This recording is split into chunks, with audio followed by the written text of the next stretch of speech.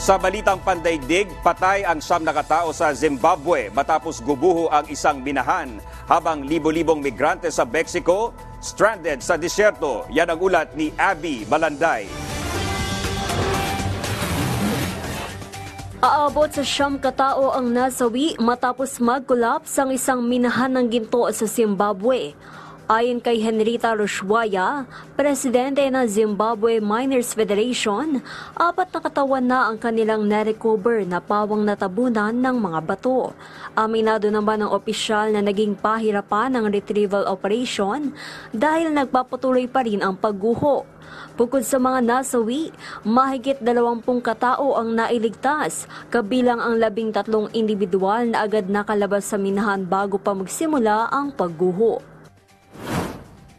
Libo-libong migrante ang na-stranded sa isang disyerto sa Mexico malapit sa Villa Ahumada.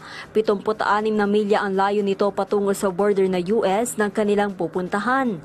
Karamihan sa mga migrante ay Venezuelans at Central Americans na nais pumasok sa border ng US para tagasan ang hirap ng buhay sa Mexico. Ilang civil protection authorities at lokal na residente naman ang nagpaabot ng tulong sa mga na-stranded gaya ng tubig at pagkain.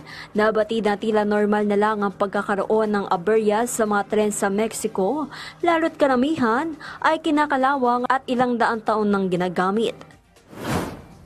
Samantalang may bago ng presidente ang Maldives. Ito ay si Muhammad Muwitzu, isang pro-China candidate na nagwagi matapos magkakuha ng 54% ng boto at malamangan ng katunggaling si Ibrahim Mohamed Solih na kasalukuyang leader ng Maldives.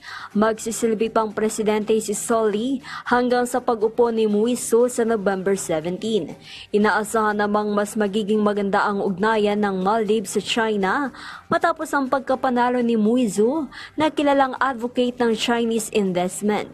Bago tumakbo sa pagka-presidente, naging alkalde si Muwitzu ng Mail na namamahala sa ilang proyektong infrastruktura na pinunduhan ng China kabilang ng isang $200 million na tulay na nag-uugnay sa kabisera sa pangunahing paliparan ng kapuluan. Abby Malanday para sa Bayan.